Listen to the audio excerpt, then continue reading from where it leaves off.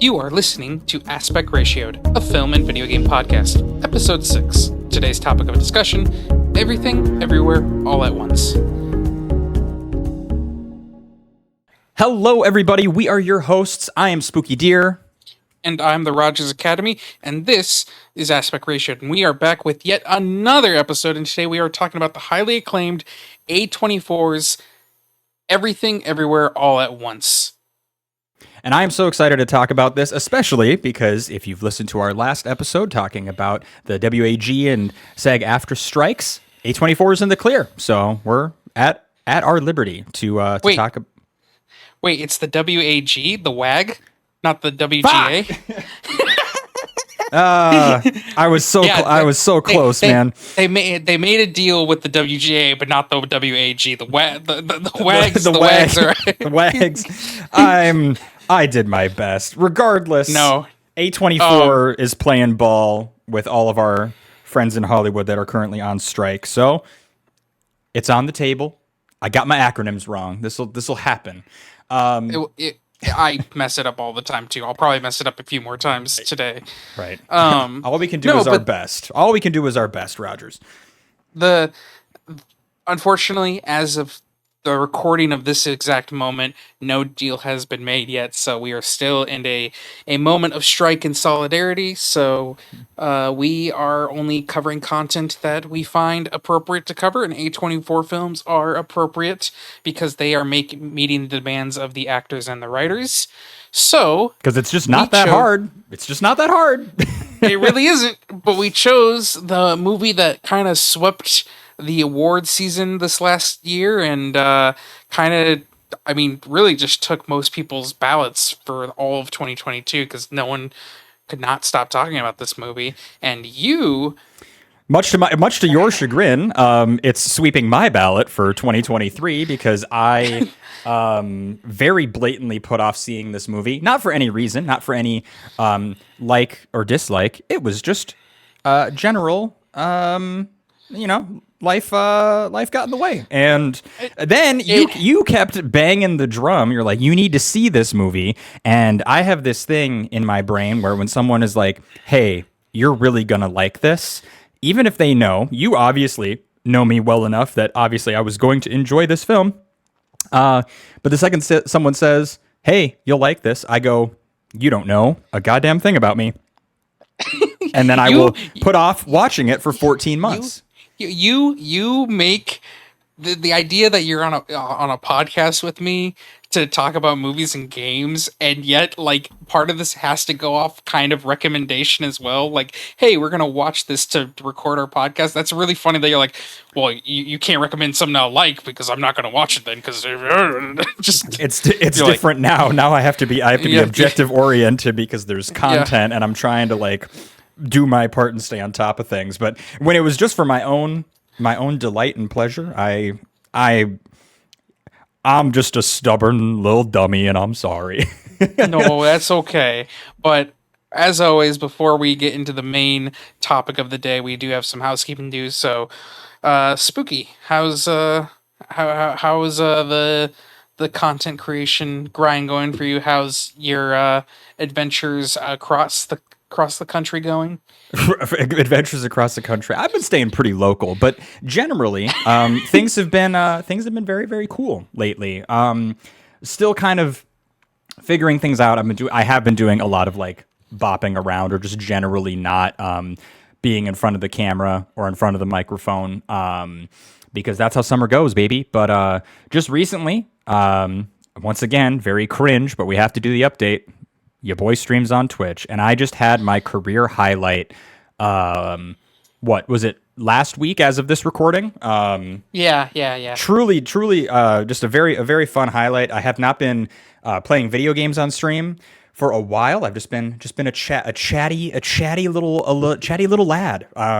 Really, just a continuation of what we do here. And I decided, hey, I should probably start playing some video games again. So I had put in some content planning. I'm revisiting a very complex survival game called Project Zomboid. It's just a zombie apocalypse survival simulator. Never heard of one of those before. And as I was playing it, I was graced with a very large Twitch raid into my channel, and all of a sudden there were 335 strangers watching me do what I do, and that was an incredibly big deal, and was very it was just very very cool. I'm very flattered, and it really is just like a stroke of luck, and yeah, it was thrilling, and I just hope I did a good job, because in all fairness, like, you get that many new people coming in, and my brain just turned into a polished marble. So, but it was very fun, and that was cool. Definitely, it is a career highlight in many ways on that side of Yeah, things. it was cool, and it was great because I was in a little like Discord voice call with a few of our community members, and it happened while I was in there, and I was just like, "Well, like here we go," and I'm just like, I kind of watched you in real time, just kind of be like, "Holy mother of God!" Like Yeah, the thing we're is though, doing it now. everyone was like, "Oh, Spooky's handling this like really well. He's really collected," and I'm like, listen. Once it happens, you just kind of have to accept it and go with it. So you're either gonna like You either flub it up, or you're just gonna like keep Right. going. You soar or you crash and burn, and I think I was just lucky enough that I feel like I soared. A lot of people were very very kind, reaching out to me afterwards saying that I did a good job, and obviously that made me feel really good about myself. And it's also fun that you were just like chatting with a bunch of our homies in the community. Shout out to them for just Shout out the community. shout out the community. Literally could not do this without you, for real. But yeah, that's all that's really been going on in my life. Otherwise, I'm just big chilling. What about you, Rogery Dodgery? Well, you say you're a streamer on Twitch.tv. I'm actually a streamer on Twitch.tv. He's so back, baby. A long I, retirement. He's back in front of the camera. After being away for like 14 plus months, I came back and I started doing some the weekly streams again. I just do like once a week. Started off, played through the Resident Evil 4 remake, and then we played some Pokemon, and now we're playing some Bayonetta. So, I mean, we're having a ball, and like we're just taking it simple and easy. It's like the last time I did this, I kind of got a little ahead of myself and tried doing it like every other day, and like just wouldn't find like free time for myself, so I got burnt out really quickly. So we're just kind of going with the flow, but I'm having fun. I'm keeping it like just super chill, and that's working for me. Heck yeah, I'm proud of you. It's really fun to have you back in it. I'm glad that you're taking a different approach, because yeah, I think you girl bossed a little close to the sun the first time, and much like Icarus of lore, you burned out. Yeah, yeah. I definitely did girl boss too close to the sun. I legitimately was like You went so trying to. hard. You went so freaking hard into Now, it. was I successful into it? Quite a bit. Like Oh if yeah. you're looking at it from like a metric standpoint, like I did some things pretty well to like in a constant stream of growth on that channel. Right. But But unfortunately, metrics don't always make the brain happy in the way that it needs. So yeah. we do what we can. But enough with the housekeeping. You think? Should we talk? Should we work our way towards our singular discussion topic, which will guide us gracefully into everything, everywhere, all at once? Yes, I believe it is time for that prompt that you're gonna crush my soul with because you gave me a hard question. I did give you do be hating the weeks that I get the prompt, because I'm I'm No, I'm I I'm in my head right now, man. hey So hey, I picked the prompt for the Spider-Verse episode, and that was a good one about like animators. So I'm not saying I don't put difficult questions, but like this one right here is kind of like what the hell, man. we're going internal. We're not talking about the world. We're talking about ourselves. Ugh, So let's do this. Read this verbatim from our document. The prompt. the Rogers. prompt. Films have an ability to be an incredible emotional medium. This is going to be spoilers for our discussion today, but beyond everything, everywhere, all at once, what's a moment in a film that caught you off guard with how you responded to it emotionally? This doesn't have to be like a tearjerker, but it could be something that made you really happy, angry, whatever it is. There's a whole spectrum of emotions that you can feel, and I think film does a good way of pulling that out of us. So, do tell. I again hate you for this question, but I I think like the reason why we kind of like grasped a tearjerker right away is because like a movie making you cry means it has to have really connected with you. Like you had to have engaged with it and had to connect with you and touch you in a way that you like were letting yourself open for. Right. So You, like you were letting that, yourself be like open and vulnerable while basically by consuming entertainment. Like I think it's pretty amazing how powerfully things can hit you.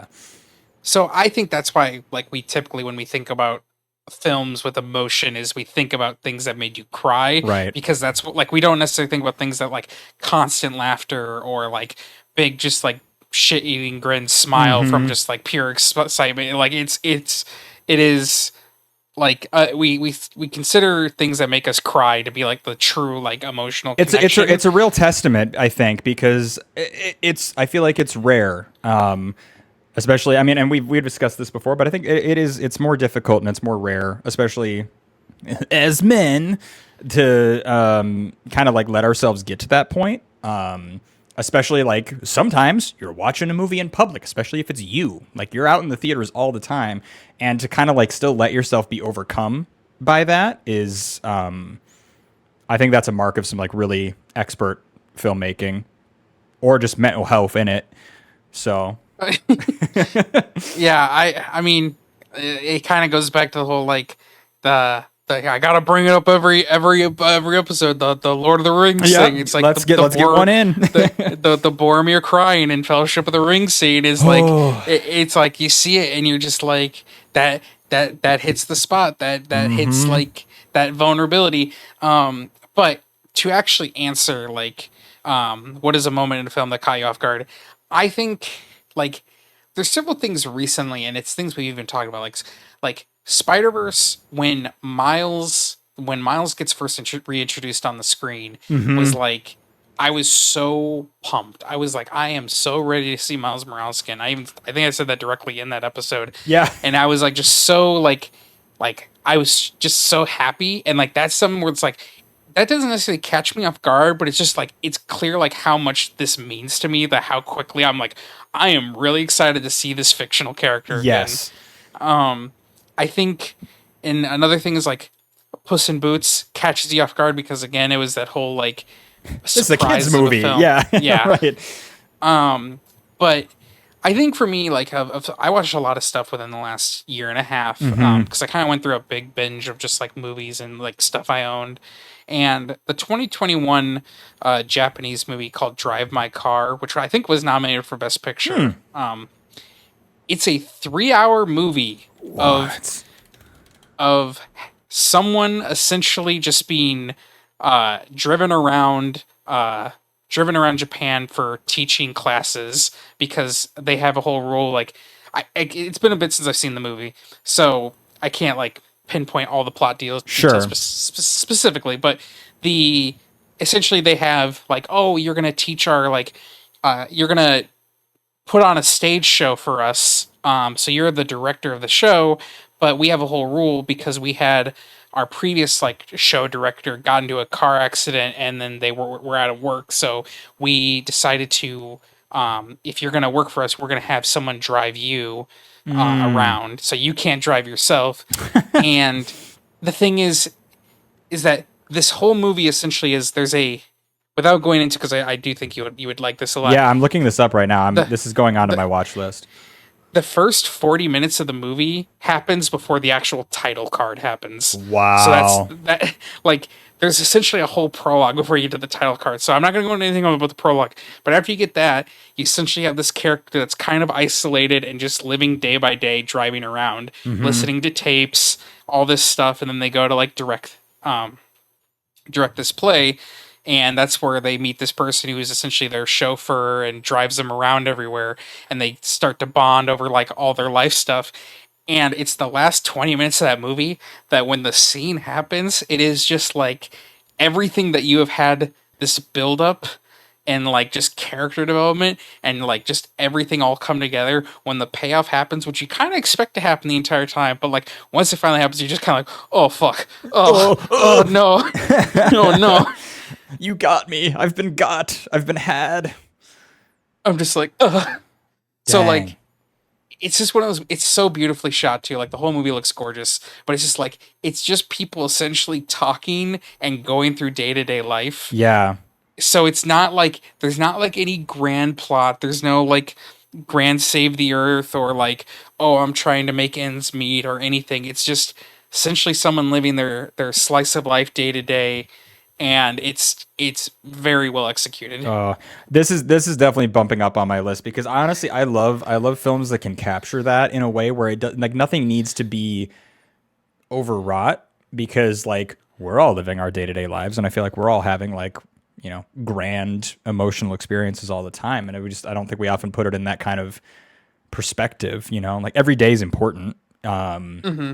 Every interaction's important, so that's cool. I'll carve out 3 hours for it. Yeah, I mean, I can send you my Criterion copy of it. Hey, there we go. Thought about it? I'm in.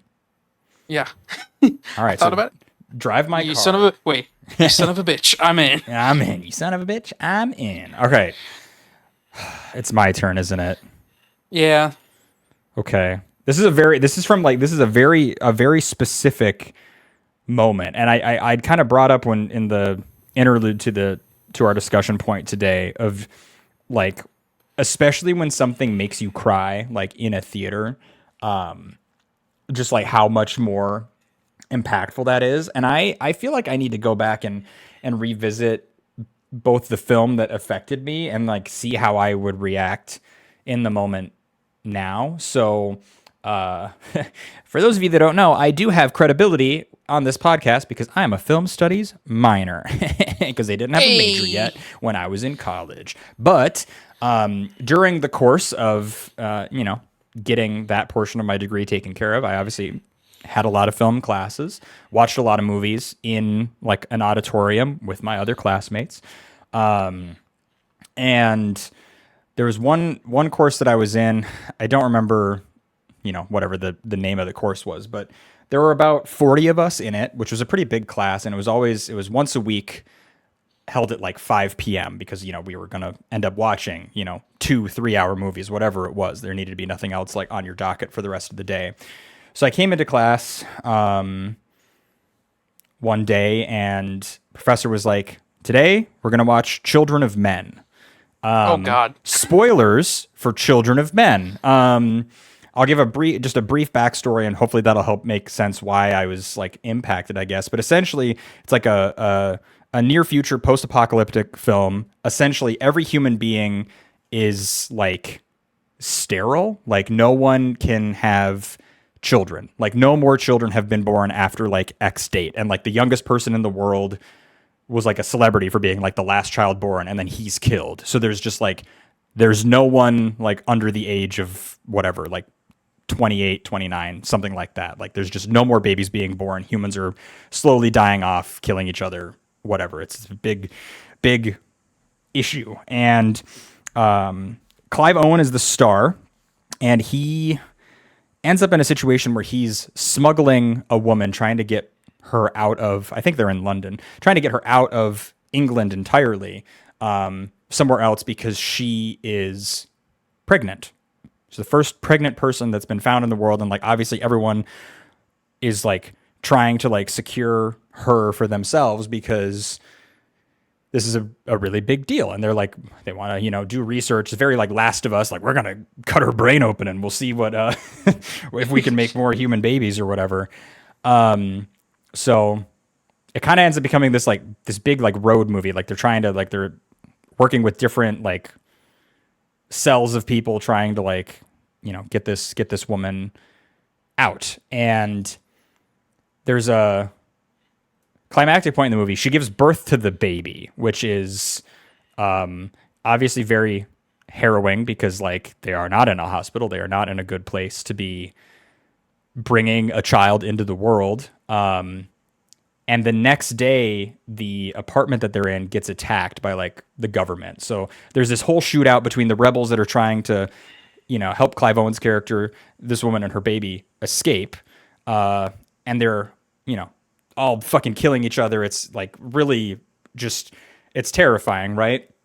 And the baby starts crying, and everyone hears this baby crying, and like again, like no child has been born in the world for 20 years, something crazy. And when they start hearing the baby cry, like everyone just stops.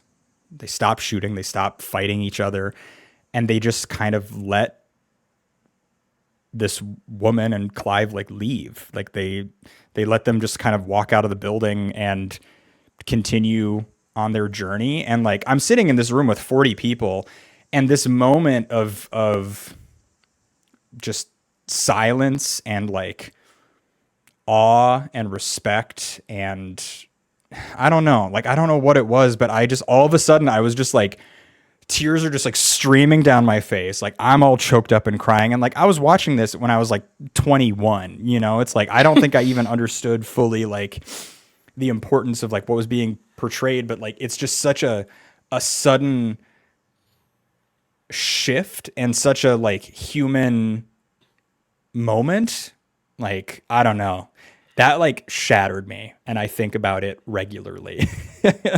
And it's like I think it fits very similarly to our discussion with Everything Everywhere All at Once today, because I feel like I was really caught off guard by that moment and then by the response I had to it, and I had a very similar moment with this film. So I think Yeah. it's yeah. Yeah. Yeah. No, I think it's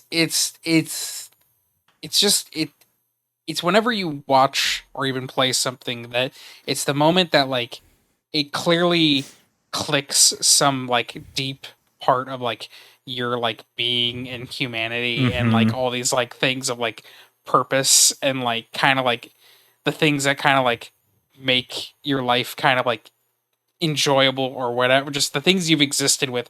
And when something touches so deep into that, it's like you're just like, oh my god, like it's like it's just you become an unstoppable water fountain of Yeah, I just mean, I tears. really feel like it really like reached in and like wrenched something in me, and I just like I still don't fully understand like the response that I was having at that time, or like why it hit so much like that. But it's made me kind of scared to like go back and watch Children of Men, which is a great movie. There's like that is a fantastic film, but I just it hit me at a very like deep core, and now I'm almost wary of it. I'm wary of it. One, because it was such a strong emotional response, and two, I'm worried. What if it doesn't happen again? You know, like what if It it doesn't doesn't. hit the same way? What does that say about me? I don't know. It's Well, part of it is like, and this goes into like another thing is like the first impression or the first yeah. time with something is going to be the most impacting, and like you're gonna have that moment because it's the first time you're ever experiencing It's it with this piece brand of new media. information. Yeah. That's true. That's So true. so every time you watch it after you have that information again, so you can Right. still be emotional by it. It's just it's never gonna hit as strongly as the Right. first time. Um, because it's just like I brought up it kind of brought up a thought of another movie, the Elton John biopic with Taron Egerton, Rocket Mm-hmm. Man. I went and saw that. Like it was, I think it was the year before the pandemic, and it has a similar thing.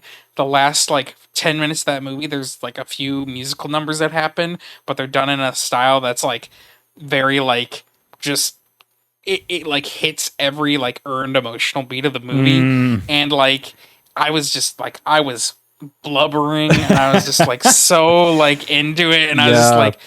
I was like, oh, I didn't expect this Elton John biopic to just Like, destroy why am me. I so shattered right now? And it's just like that's just again, that's good efficient filmmaking. They know Yep.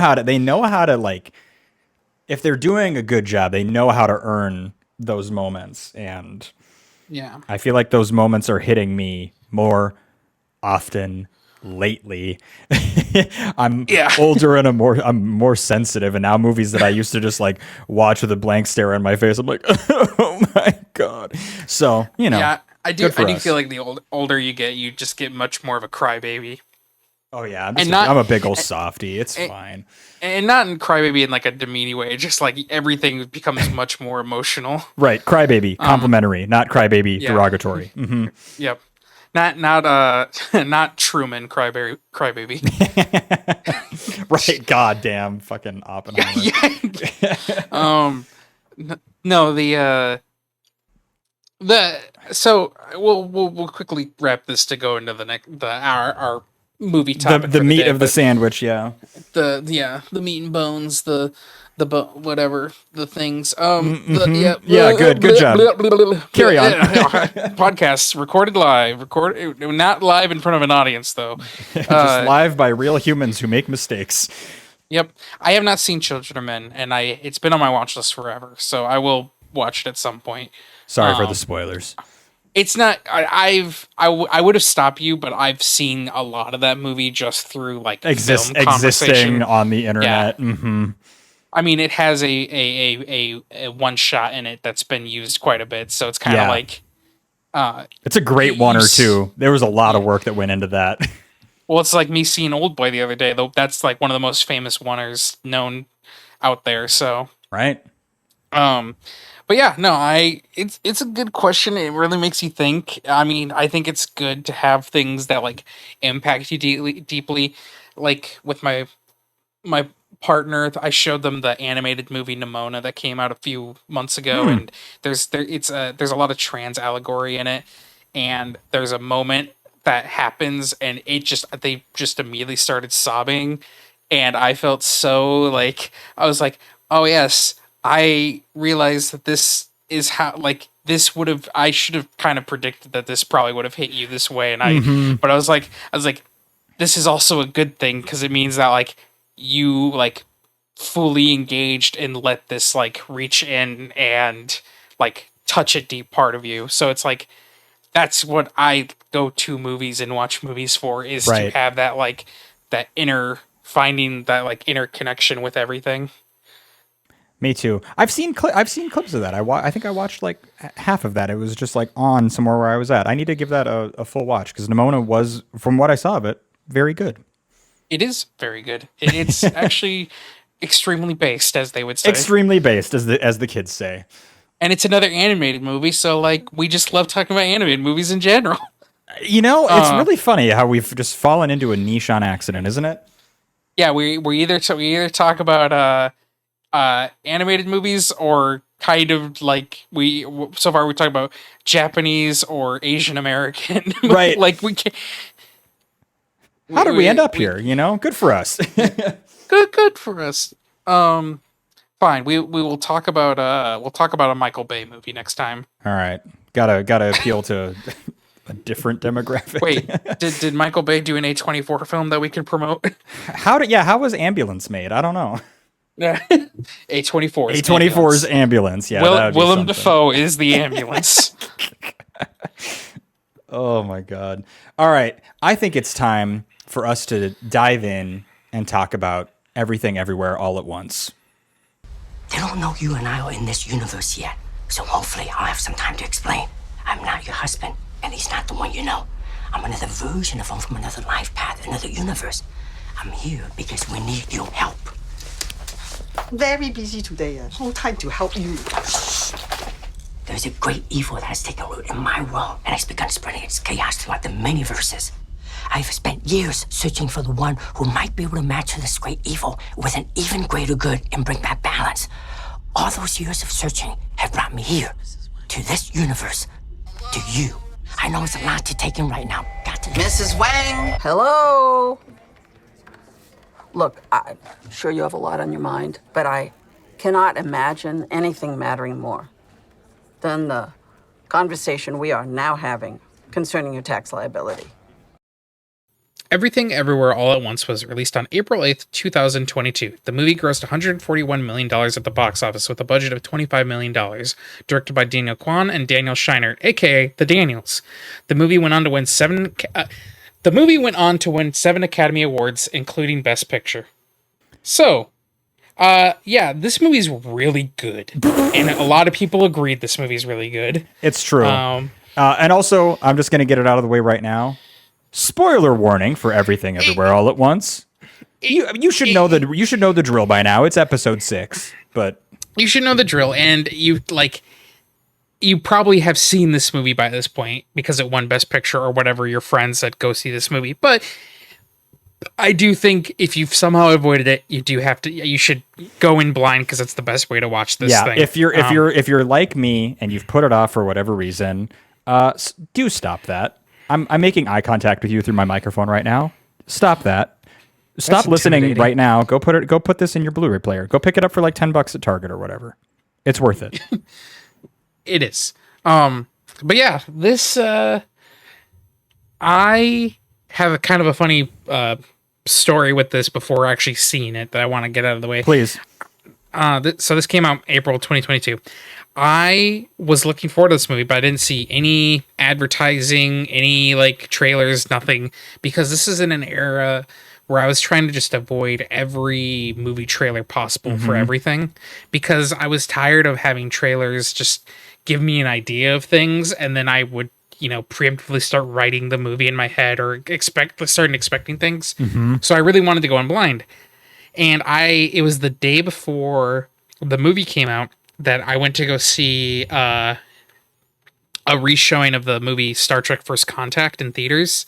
And at the theater, the trailers before the movie started, they had an Everything Everywhere All at Once trailer. No. So I saw a trailer of the movie, and I'm like, I'm seeing it tomorrow. And I was so close to getting away with good. I did so good. But I kind of blinked out the trailer. I just was like, all right, just try and like not focus on the trailer and just mentally shut off whatever you're seeing. But I was like, I was so close. Fully was almost in with no information about it. Should have just put your earmuffs on. Yeah. But no, I was just like, I want to just start experiencing things without having to see like stuff about it. I can just go in. And luckily I did get to go in pretty blind. And I mean, when I saw it, I was just like, holy shit, this is insane levels of like creativity and storytelling all wrapped into one. Just it is so good. All the planning.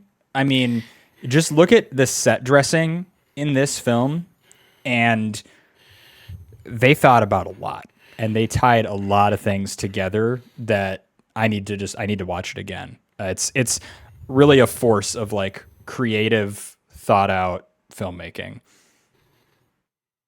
Yeah, I think at the end of the day, what like most people take away from this movie is the main characters and the performances with these characters. However, the multiverse stuff that they do in this movie is some of the most creative multiverse ideas I've seen put to the screen. And we have the Spider-Verse movies that are obviously very good as well. And we have clearly an influx of big budgeted stuff trying to do multiverse now, because they're trying to be like, well, everyone wants to do multiverse stuff and we should do all these crazy things and get all these old actors to come back or recreate them with CGI so we can make a bunch of money to get butts and seats. Right. And farming nostalgia and whatever else we can do.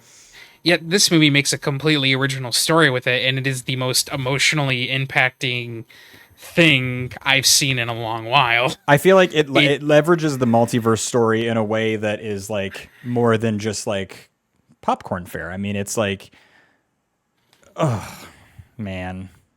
Hey, did you cry during this movie? I did. And the reason I had to write the prompt is because like, here's the deal. Everything Everywhere All at Once is pretty damn funny. Like there's a very good like comedic bend in it. The action choreography is amazing. The stunt work is fantastically well done. It's just a good creative science fiction story. It's a fantastic like immigrant story. There's a lot going into it, but the emotional hit just, I felt like someone hit me in the head with a baseball bat, because it's so earned, but it's still kind of like, I feel like it still kind of comes out of nowhere in some way, you know? And we're going to talk about it right now, because here's the deal. The be kind monologue is what absolutely destroyed me. And I may even link to just that monologue in the description of this somewhere, because I I just had tears streaming down my face because I felt so personally like seen by Yes. that characterization. Like I felt like I was like, holy shit, this is me. Like I related to Wayman so hard in that moment of like, I'm just trying to be like a kind person. I just want to be nice. And like, isn't that enough? Well, Isn't that kind of like what the point is, you know? And well, I don't know. Like I went and watched the monologue the next day at work. Huge mistake to do that at the office. Like literally just like watch like the 2.5 minute monologue, and I was like, I wonder if this will still affect me the same. But like closing the shades in my office, you know? yeah. The the thing for me is why this scene works so well is because it's not just a monologue of just like one of his realities like talking about it. It's crossed between all of the like different multiverses you've experienced throughout the story so far, and the main two you're flipping between is the like Hollywood kind of like scene of just they're out in the alleyway and they're clearly were set they lived separate lives because they in this reality they were never together. And then the main reality that we've been following is they're husband and wife, but they're on the brink of divorce, and their relationship's been pretty strained. They're poor and they're stressed, and in this Hollywood world they're both rich and successful but separate. So this sequence is just constantly cut back and forth between these two essentially monologues of the same character just in different realities, which is one is you need like kindness is like we all are going through our daily lives and we don't know what's going on and we're all hurting or stressed in our own ways, so isn't the best thing to do is to be kind. And it matches so well with everything you see in the movie is just like these characters essentially like doing crazy stuff and trying to like just kind of like get through and fight to survive, and it's just they're doing all these wacky wild things, and then this is like, well, why don't we stop fighting each other and we just find a peaceful resolution, because at the end of the day we're all just trying to make it through. And then the other monologue you're dealing with at interlude at the same time is essentially this person who has been hurt several times throughout his life and been rejected, but he uses that kindness that he's always presented in his life as a tool and an instrument to get through and like succeed through life and get through the day. And it's this, both of those worlds colliding are so effective because it's essentially like life can give you a shitty hand, but you can like that doesn't mean like you have to give in and be a dick to other people and Right. have to treat the world cold. Like you can still just enter the world with kindness and try your best. And the fact that visually what has happened in this moment is the be kind monologue. Wayman just got stabbed by his wife with a piece of glass and is just wanting everyone to stop and take a moment is so like emotionally effective. Ugh. And it just hits so well, and the monologue is written so beautifully, and it's just performed so wonderfully. Right, and by it's Ke in Huy Quan. English and it's in Cantonese and it's swapping between all of this. Also, like Hollywood Wayman and Evelyn is just literally like a 1-to-1 Wong Kar-wai film. So Yes, it's yes. gorgeous. It's gorgeous. I was going to talk about this because this movie was the thing that made me go, I want to start watching a lot more foreign films, and Wong Kar-wai was one of the first things that came up, and I was like, I'm going to watch his entire filmography. And after watching his entire filmography and then watching this again, because I just rewatched Everything Everywhere All at Once last week to refresh myself, and when it got to all these sequences, I'm like, this is a Wong Kar-wai movie within this like movie, and this is like the most emotionally devastating thing for me right now. It's such a good homage, but okay. Before we move away from this, from the Be Kind speech, and you probably have more to say about it too. Something that I think is so, it's these like human moments, right? And it's like getting at like what the actual what is the actual point of like being a human? And like there's this conflict that Evelyn has because she's a very driven person. There's a lot of things that she wants to do, and I feel like she has a lot of angst in her life because the like main Evelyn that we know and follow, you know, is not successful. You know, she's running a laundromat, and like she sees these other universes of herself where like, you know, she is famous, she is powerful, she is capable, and all these things. And like, and in this Hollywood reality that they're in, you know, Wayman still comes to this point where he's like, yeah, we are really successful, but like, I would have given anything just to like do laundry and taxes with you. And it, Yeah. Let the emotions in. Ooh. Let the emotions in, Spooky. No, the in another life I would have done laundry. I would have really liked just do laundry and taxes with you. Is probably the most. I think it's the line that sticks with most people in this movie. It's the pure moment of just like, we don't need to have all this other shit. Yeah. We don't need to be successful and have all this money. We just need each other. Cause like at the end of the day, isn't that what it's all about? Is just having people to be around and like being happy. And it's like, it works so well for everything we know about Waymond up to this point in the movie. And that's why I've been saying this for over a year, is like, I think Waymond is probably one of the best written male characters for the screen, like ever. Yeah. Because I have never seen a character that has such vulnerability, but presents it in such a like believable way that like that there is still like a real person.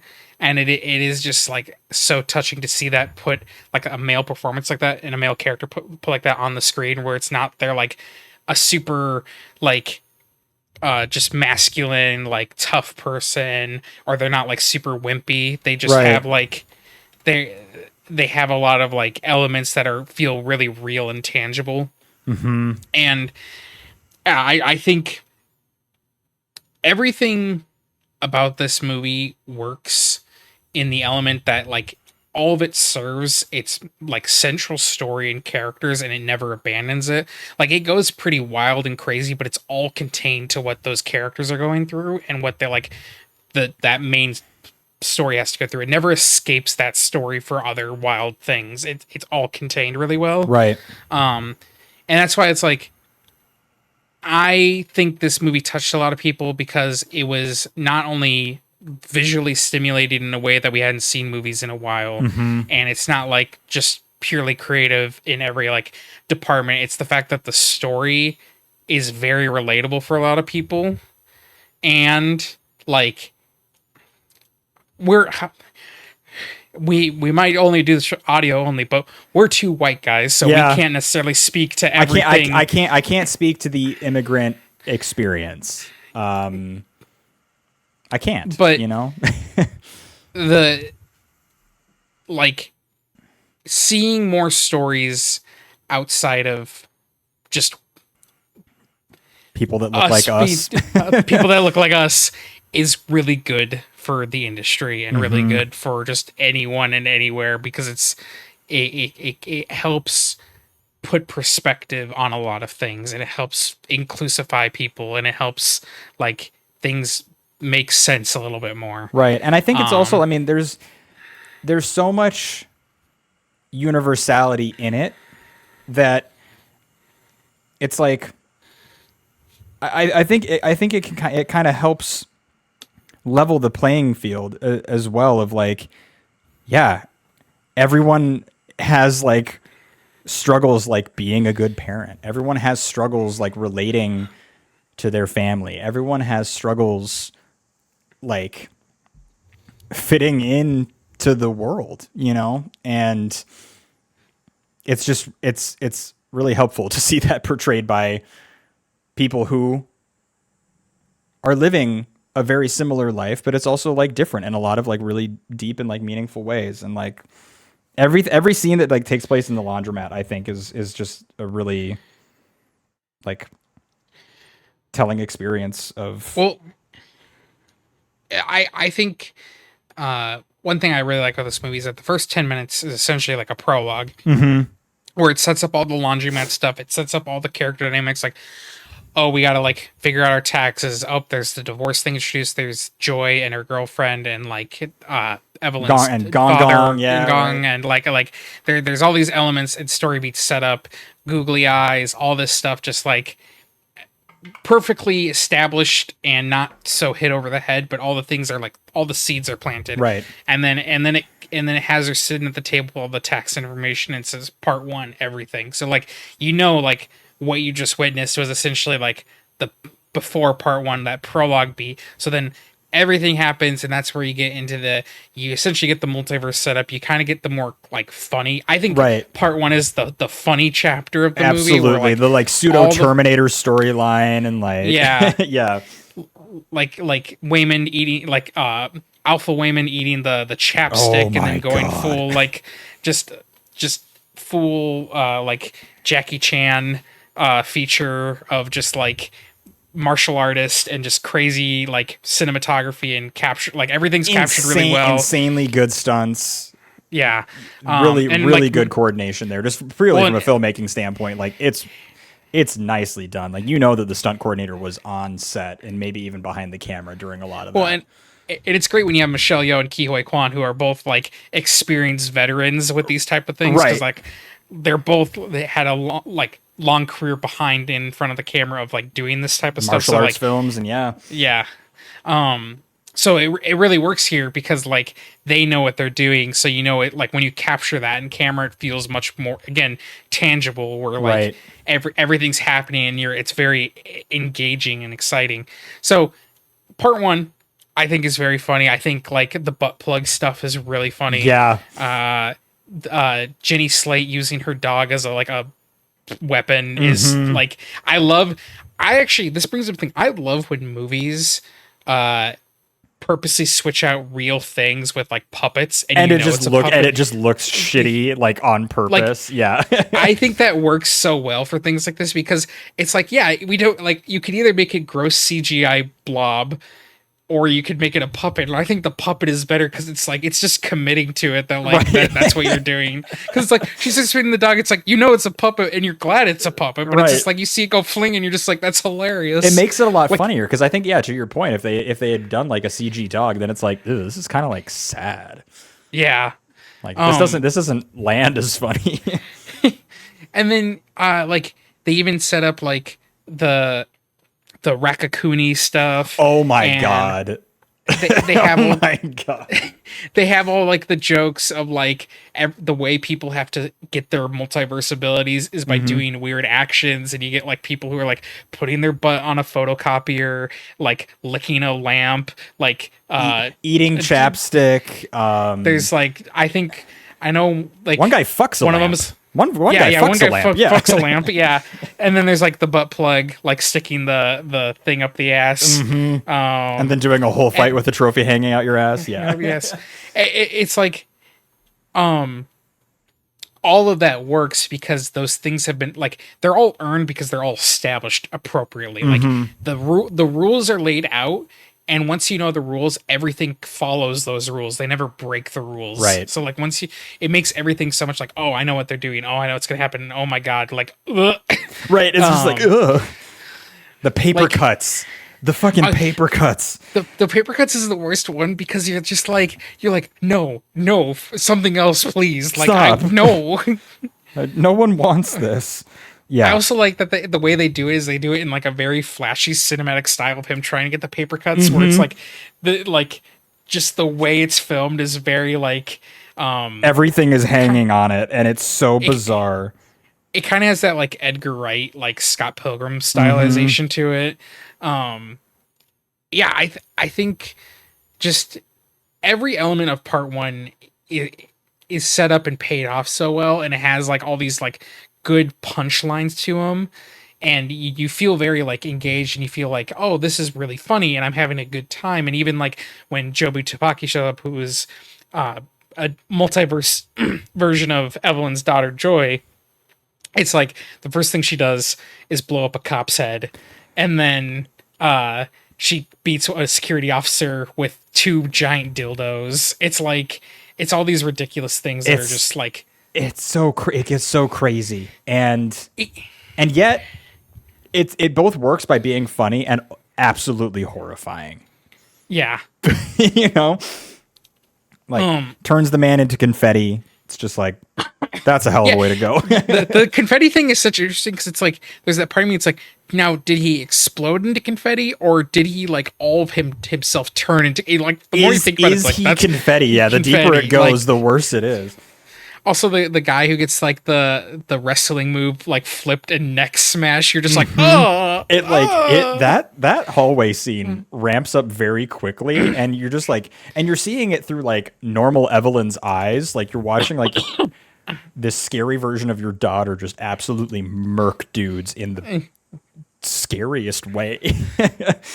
you're Juju Chabuti. Juju Chabuti. Yeah. And we need Rakakuni, like Rakakuni. Yeah. I also do like the line. It's like you're the reason why my daughter got a tattoo and why she never calls, and you're the reason why she's gay and Why she just thinks stops she's and gay. Yeah. and she just stops like wait you're held up, you're still held up in this universe that your daughter likes girls in this universe. It's like it's like hold up, I might be like an interdimensional like multiversal being of like infinite power, but like hold up. Yeah, exactly. It's like this is what you're still gonna focus on. Yeah. Yeah. But the Rakakuni thing, so do you know that it's voiced by Randy Newman? I did know that, which is so incredible. But it's one of the best lines is just like when she walks in on Rakakuni for the first time, and it's like, don't tell anyone. It's like, she's seen too much. Get her. And he just starts like,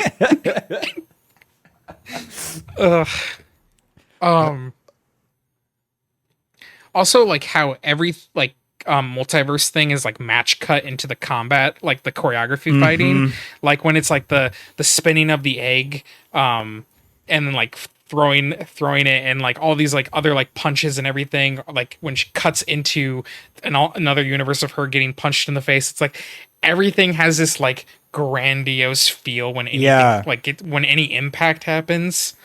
It's such a good snappy way to edit, and it keeps everything interconnected. And who edited this film? Who was the editor on this? He edited all in Adobe Premiere. And I heard that. The timeline is absolutely disgusting for some people, but I think it's great. I need to look up the time. Yep. Oh, Paul Rodgers. Paul Rodgers was the editor on this. I made this. It could have been you.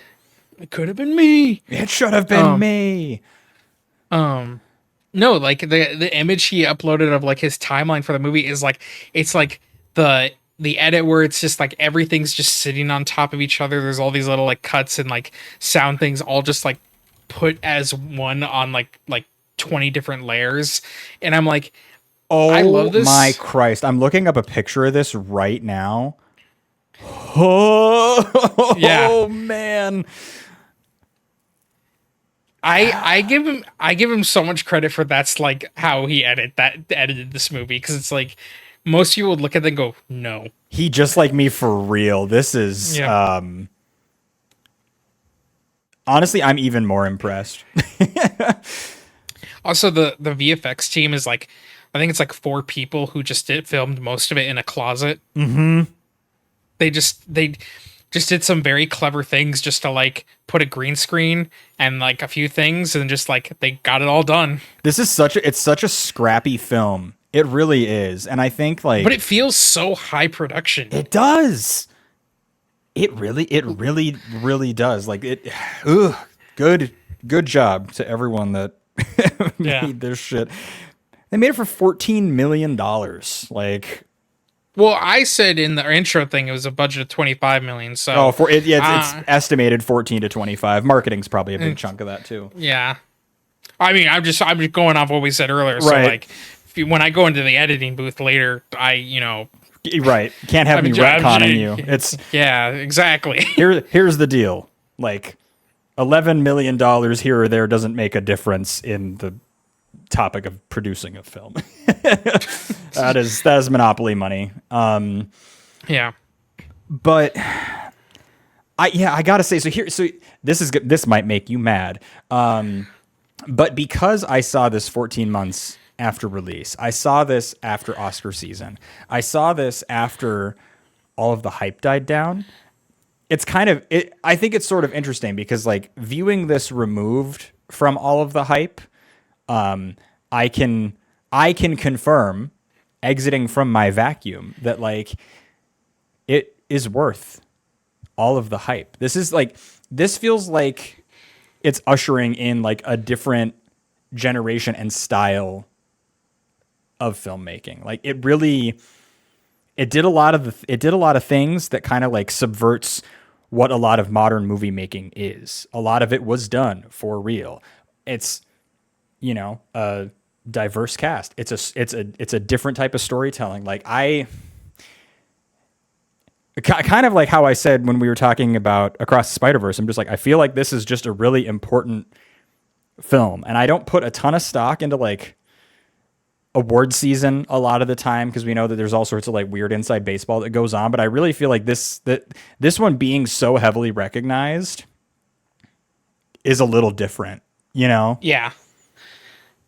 It was one of those movies that when it came out, I'm like, if this doesn't get nominated, I'm gonna be pretty upset because like all credibility would be gone from the Academy. Yeah, is really and how then it feels. and then when the nominations came out, I'm like this. Like I was pretty confident. I'm like this has to win compared to everything else. Like this is clearly like this should be the movie to win, and it did. Like it, and it not only just like won one award or two awards. It won like 7. Almost everything was not. Yeah, it was won a nominated ton. for 11 and Yeah. won 7. Like that's huge. Yeah. And the thing is like it deserves it all. Now the only questionable thing is that Jamie Lee Curtis and Stephanie Sue, who were both in the movie and got nominated for supporting actress.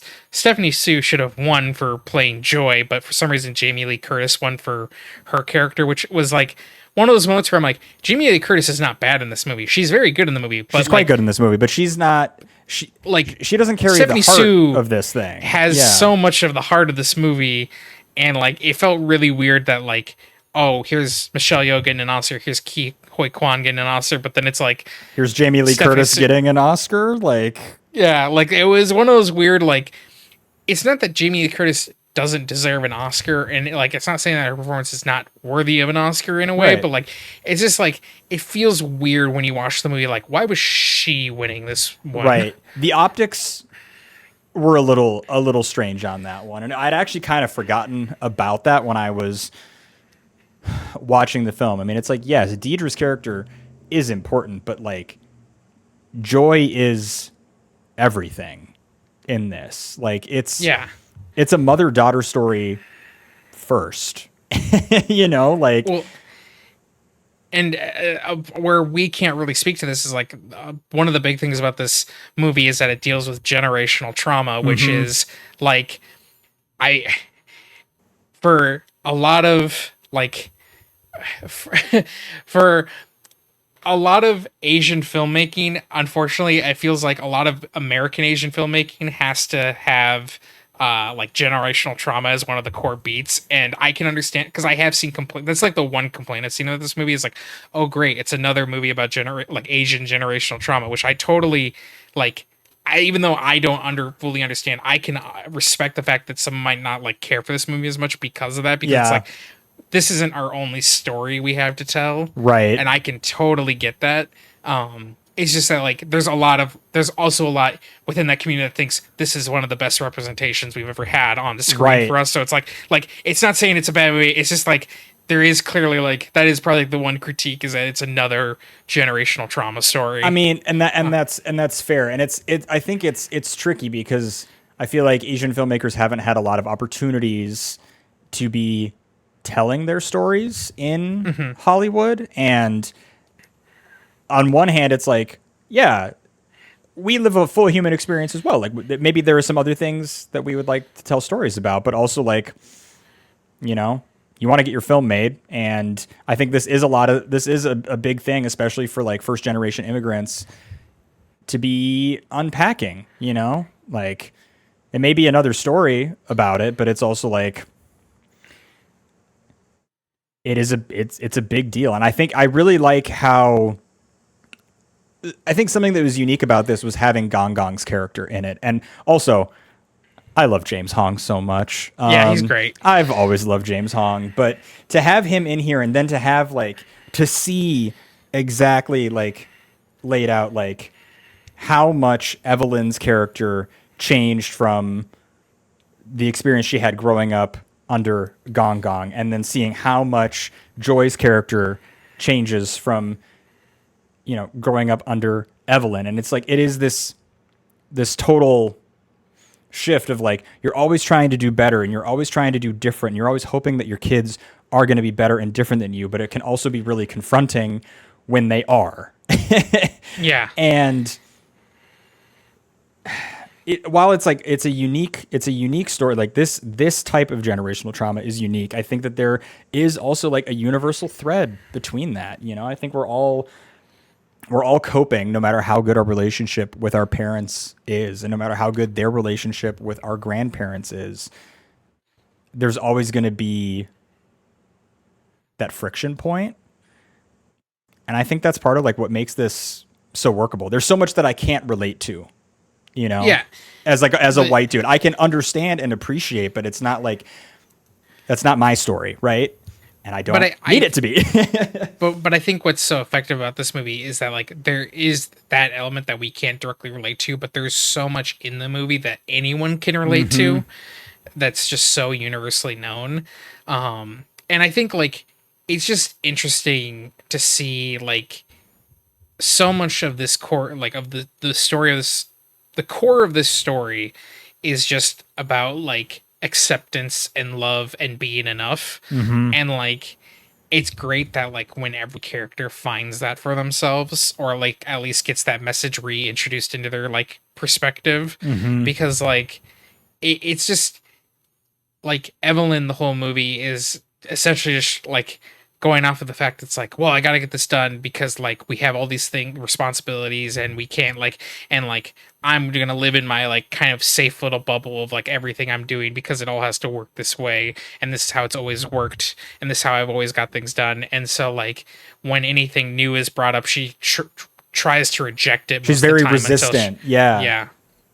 Cause like one of the funniest things is like, is the splits between Alpha Wayman trying to explain like the collapse of the multiverse and this Omega threat, and then Deidre trying to explain why this tax audit is so important. And it's like these two like critical things, and it's like can you come back next week with this whole like multiverse stuff? I'm trying to get my taxes done. Yeah, right. Like I'm working on something more important right now. Yeah, like she's so caught up in this like tunnel vision of what she thinks life is like supposed to be, and the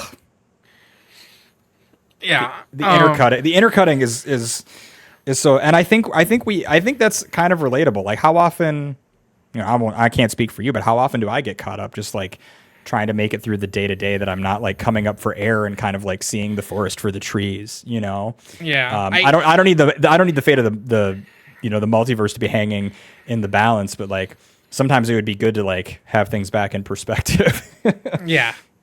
But I kind of like going back to what we are saying with the whole part one thing is I think part one does a great job of like continuing all the threads set up from the prologue. And I think it's really funny, and it does a great job of explaining all the rules of the multiverse in a way that's very like original and exciting.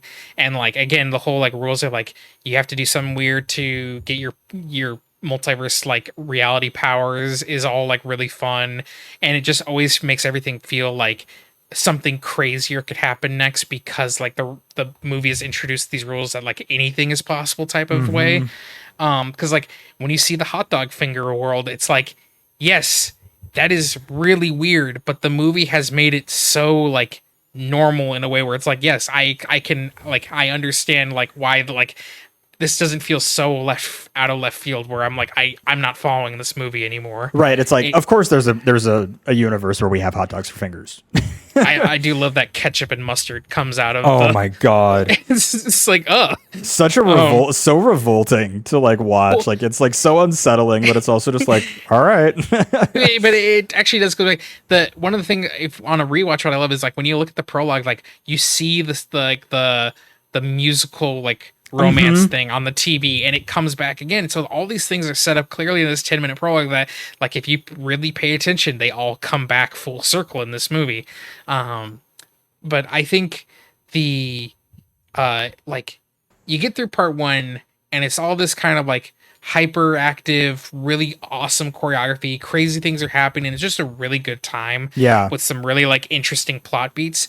But then essentially like the main Evelyn we're following starts splitting the pot too much, going into too many multiverse selves, throws up and like pretty much throws up all her internal like internals and just goes I'm you know I'm done. rebooting.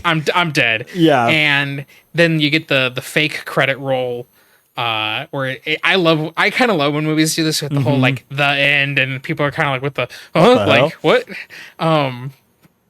but then it like zooms out and she's like back in like the Hollywood reality and like going through that and it's like Watching a now screening and it just pulls you right back into this like new reality. Yeah. and then you essentially are entering part two where she's now become like a full multiversal being with Jobu Tupaki or Joy. And that's where I think part two, titled Everywhere, is where all of the emotional payoff of this movie comes from. Like every serious plot beat is then fully explored in such a like intimate and like just heartbreaking way because Joy's whole like existence is essentially like I'm not good enough, so I've removed all form of like feeling because It's become easier. complete nihilism of just Yeah. I just don't care because it doesn't matter.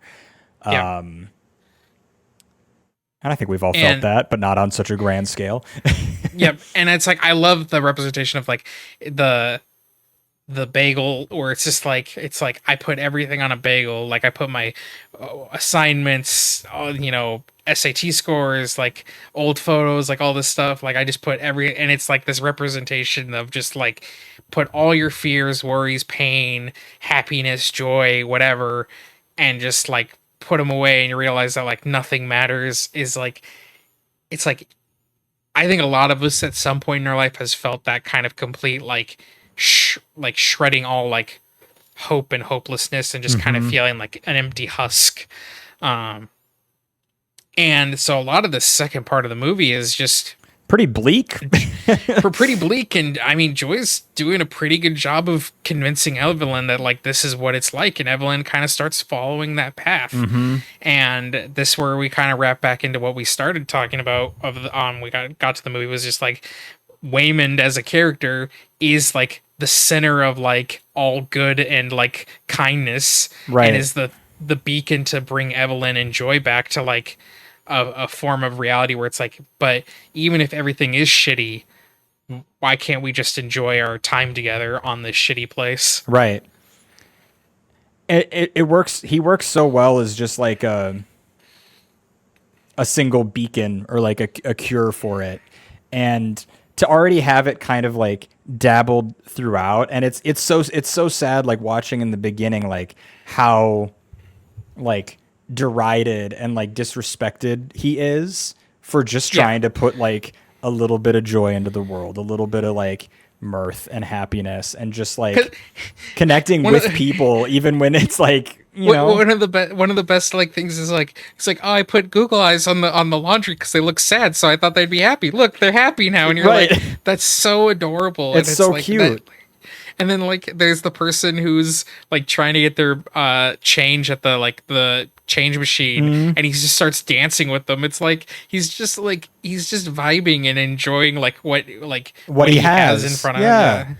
And like Oh. it's such a there's so much that you can like learn and see from that, and like and also the fact like I mean diving back like into the monologue, it's like he also recognizes that like people don't respect him for it. He's like, you think I'm weak because I try to live my life like this, and he's like, this is my way to survive. This is how I fight. Like, this is how I fight. Yeah, and that line of like this is how I fight was like the thing that definitely like broke me. Oh yeah, because it's just so, it's like, oh my god, like it's such a moment of recognition for myself, because it's like that is the way I have handled a lot of things in life has been through that type of mentality, and I'm like, just to see that put on the screen, it was like, ugh.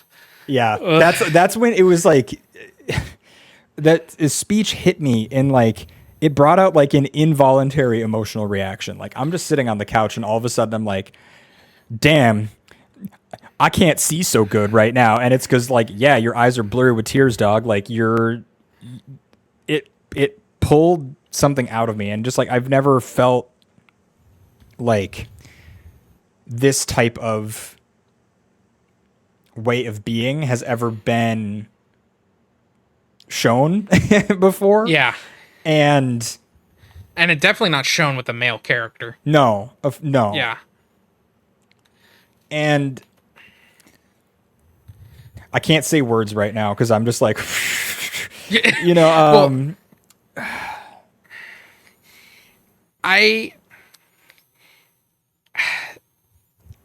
this is like when it gets said, this is like why I wanted to do like the podcast, and why like I Right. think like media is so important. This is like why I watch movies, is because like you will find things from different people who create something that relates and touches you so like deeply, and like right at the center of yourself, that like having that type of connection, even if it completely destroys you in a way where you just start sobbing, is like that's what helps you like ground yourself for the next day. Right. It's the thing where it's like it helps you like have a better tomorrow because you feel like you've been seen.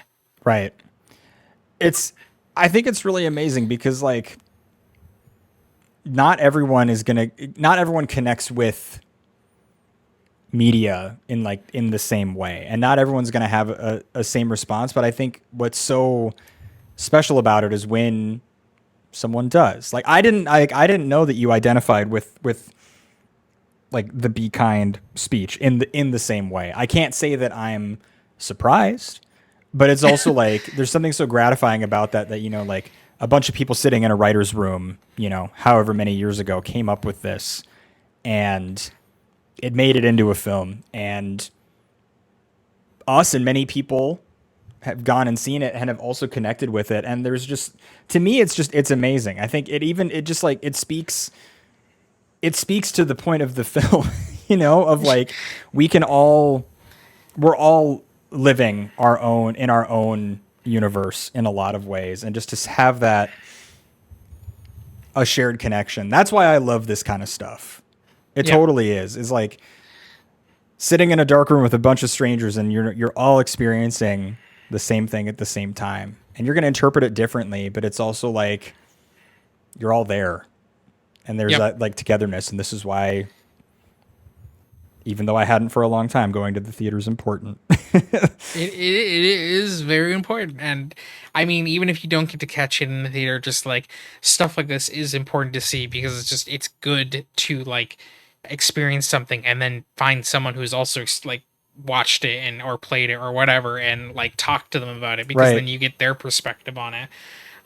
Because like one of the other like crucial like emotional moments of this movie, and it's like how bold, like if this, you would never see this in like a $200 million movie, is one of the biggest scenes of the movie is completely silent, and it's two rocks sitting on a cliff with subtitles, with no like dialogue spoken. It just text on the screen, and it's Joy and Evelyn in their rock form, in the rock universe. And that scene was supposed to have voiceover before, and Michelle Yeoh, 70 Sue were like, no, it shouldn't. They were like, we want less lines because it will be more impactful if it's silent. And I agree. It was a good Well, call. I think it's a good call, especially because at that moment is the Joy is essentially telling Evelyn that like we like this is our perspective of the universe, and it keeps growing by the next big discovery we find, and it makes us feel more insignificant and more shitty, and like this is like how all this works, and essentially it sets up this whole like perspective of like Evelyn is starting to understand why Joy is feeling this way and how Joy might be right, and like that's how like the view is of the world. And the reason why that scene works so well silently is because once the be kind speech happens, Evelyn starts fighting off everyone with kindness, Right. rather than like any form of violence or like just just using the idea of like bringing like happiness to people, or like finding like things to like make people feel at peace, was like the better way to fight that It was situation. yeah, exactly. And the thing is like the rock scene comes back and she turns around and it's like she starts moving closer to Joy. It's like you're not supposed to be moving. You're a Yeah, rock, and you it's can't- like, you and then can't do turns that. around, and then the googly eyes are on the rock, and it's like there are no rules, and it's like I'm coming to get you, and it's Right. like because it's silent and it's just text boxes, it works so well because it's like it makes sense. Like, yeah, because rocks wouldn't be able to talk, like have like voice lines. So like this feels like the interpretation we're seeing of the scene is like these text bubbles. And it just works so well. And it's like that's the thing, is like the final fight sequences of the movie are essentially like, how about instead of fighting all you, we make up any wrongdoings, or we like find something that like that's what you like doing and that's what Right. you want. We find the solution that's causing you like unhappiness, that's making Yeah. you feel like things don't matter, or that you have to act a certain way, when in reality it's like you kind of just you need someone to like be there and see you and connect with you and realize what you need. And Yeah. like, in the film, she then also provides all of the things that these people need. But that's not like, not everyone can do that. But I think there's still a point of like, as she's, fighting, I'm putting that in scare quotes, she's fighting through this like stairwell of henchmen. She really is just like seeing them for like who they are, and kind of like fulfilling that kind of like deep ache that I think a lot of us have of like not feeling like recognized, or not feeling like what we want or need matters. Well, and I think that's so- just cool. And something that I enjoy about that sequence is that it's not like the solutions she's giving are like these grand, like, oh, here's $1 billion, or here's a house, or here's like the first people she's like, she gets like the two people to kiss, clearly like it's like the idea of like, oh, they're getting married or whatever. But then Right. the next person is like, oh, just spinal alignment. It's like, oh, like your physical health makes you like you feel better. And then there's like Right. someone who gets like, after like a bunch of them like get put down, it's like one has just like a puppy, one has a cookie, one has it's just like simple things that are Right. like that can bring joy. And like that's the whole like her daughter's name is Joy, so it's like, let me bring joy into your life. Like that's definitely part of like what's being Right. hit over the head there. And it doesn't have to, and I think, yeah, like to your point, it's amazing because it doesn't have to be this like grand thing. It doesn't have to, you don't Yeah. have to solve all of your problems. I feel like that would undo the meaning of the film, because at the end of it, they just go back to like running their laundromat and like still kind of having like a weird like mother-daughter relationship. It's better, Yep. but it's it's not like things have to be perfect for it to be worth it. Well, and what I enjoy about that moment where she's fighting everyone off is that like then there's like the sequence, all the like multiverse realities of her like trying to make things better for all these other people, and like the alternate realities of all these people, and like she's like, oh, Rakakuni's getting taken away, and then it's like, all right, like I'll start controlling you by hair, and we're gonna run after Rakakuni, Right. But then I'll be like, your they start- Rakakuni. but then like they break down, and it's like Joy kind of has this like VA monologue that's happening, which is the or not VA VO voiceover Mm-hmm. monologue that's happening, where it's just like, see, you might have like a string of goodness and good luck and all this stuff, but like soon the universe will balance itself out and like bad things will happen again. And it's like, yeah, it's true, but it's like that doesn't mean you have to give up. Like you can still still keep trying. Right. And that's what I like is like there is like the message that it's like not everything will be fixed, but that doesn't mean you just like once the next bad thing happens you stop. You can Right. still You can't go just like from there. roll over and like and let it be that way. I think it's more powerful to just know and like, yeah, not everything's going to be great all the time, but like, why stop? Yeah. And that's why I think so much of this film works because every character motivation and like plot line works and is understandable. So when it all like meets its resolution, it all feels like complete and satisfying and Mm-hmm. realistic.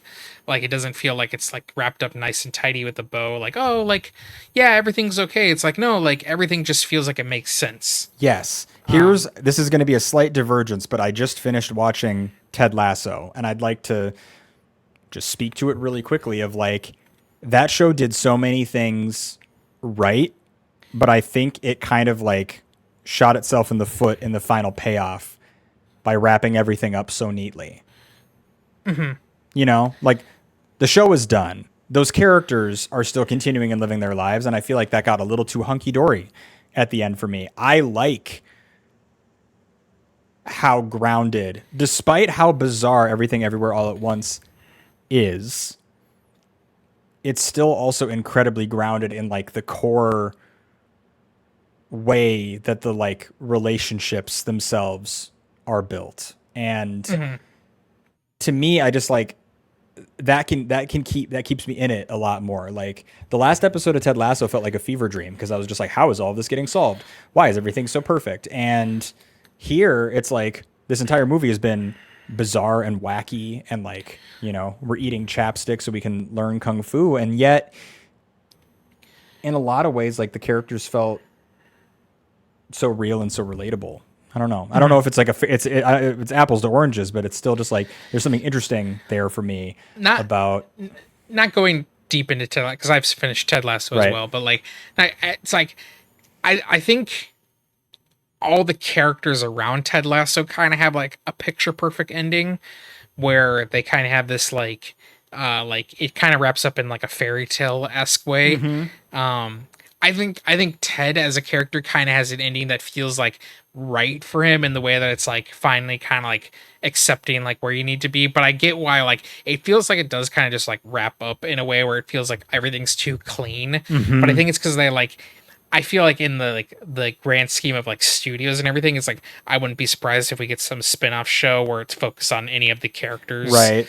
Like, and that's why they're kind of like leaving it in a way where it's like we're not gonna like leave things in a way where it feels like oh there's kind of like this still problems and stuff. They want to make it seem like it's like a clean like happy ending for this story, but like we could always pick up somewhere else. Right. Stir the pot again. Mm-hmm. Yeah. But so like I get where it's like it does feel like things wrap up too clean, whereas this in the movie it feels like things just feel like we understand each other a bit better. Not everything's perfect and Right. fixed, but like we're at least a little more like accepting and like understanding of each other's like pain and needs. Right. It's like I think it just like it lets itself sit in this like uncertainty and like unfinished business. It's like we've made a lot of progress as people. We've learned a lot of things about ourselves and each other, and things are better, but they're not solved because I don't think that's not how being a person works. You never like stop having to like put the work in. You never stop having to like to try, And Yeah. I just appreciate that it lets itself sit in that kind of like discomfort. It's still a happy ending, Oh yeah. but it's not like, there's Well, rough edges, and that's good to me. Well, this actually brings up the only like kind of like debatable point of the movie is there's kind of like two ways to look at this movie, and there's not like it's not right or wrong. It's just like I'm curious how people like look at it. So like there's an element where you can look at this movie as it's a woman going through a midlife crisis during her tax audit, and she's just clearly like having like a really stressful bad day, and it's kind of like this is just a visualization of everything, of like trying to like find like get through it and like find meaning and find like the purpose of it all. Or they are actually now multiversal dimensional beings that like just choose to exist in this reality. Because at like the end, it's like, why don't you go to some other universe where your daughter's more than just this? It's like, well, I'd rather just be here with you and be with you. Right. There's kind of this whole thing of like, I like the idea of like they are still like they could jump into any multiverse, but they choose just to be here because it's the world where they can just be with each other and like work through their shit and like kind of just do things. But it is also like there's the element where it is kind of like more just like this is all a visualization of someone's midlife crisis and going through a lot and like figuring out all these things and just trying to become closer and Right. kind of like have some realization to be closer with their family and like kind of Right. work through a lot of their shit. Speed running real life character development. Yeah. In the middle of like a crisis. That's interesting. I guess I'd never really thought about that there could be a split in the interpretation for it. That's interesting. It's kind of like in Inception, like is the top spinning or is it about to fall? Yeah. You know? Interesting. Because like for me, I just kind of took it as face value as like we've unlocked all this knowledge that, you know, there are infinite realities of us. And to me, like Evelyn has made the choice to just be the Evelyn that she's always been. Because I think to me that like hits like the crux of the whole point. Like it's enough to just be who you are and all of the steps and choices that have led you to this existence, all of these different branching paths that were never taken. You know, it's like whatever choice you make is the right choice because that's what puts you where you are in that moment. It's what's made you this person, you know? So to me, I think having the realization of, you know, all of these like endless possibilities of who you could have been and still choosing to be you, to me, that's everything. That's the whole point. And I think that it would be, it's an interesting headcanon to be like, you know, like mom's having a hard day, but like, Well, yeah, I mean, and that's my opinion on the discussion. And You know? I obviously connect with what you said as well more than the other, but it's just like it's an interesting thing because it's like there is an element where it's like if you watch all like the family scenes in this movie, you could just see him as like more like direct family confrontation and like it's more this is just like a hyper visualization of like these scenarios. Yeah. So It'd be interesting to watch an edit of just the like Evelyn, like the Evelyn we meet at the beginning, of just watching those scenes without anything in between. I wonder how coherent it would remain. I don't know. But yeah, no, I think it's just like I prefer thinking it's like a multi-dimensional being that can like go anywhere and anywhere but chooses to be like here like thing. Like I like that more just because I think that's more of like a creative fun like way to like think about everything. But it's just interesting because like it's not right or wrong, like it's however anyone wants to interpret or like look at things, but it's a neat little way of like viewing like how you can view media in different ways. Right. Yeah. It's kind of funny. Like speaking to that, you know, we're all sitting in the room having a shared experience, and yet we're going to take a different feeling out of it at the end, or a different interpretation, and that's all based off of everything that we've done in our lives up until that point, on how it's going to hit and like resonate with us, or if it resonates with us. So. Yeah, I like hearing about that kind of stuff. I hadn't heard about the debate, as it were. Yeah. So I think we've covered what we needed to cover about the movie. I think we both really like this movie. Yeah, it was all right. It was all right. It just shattered me emotionally for like a full week. It's good. It was a It's little all right. bit. It was a little bit better than mid, I would say. Yeah, it's probably like a 9.7 out of 10.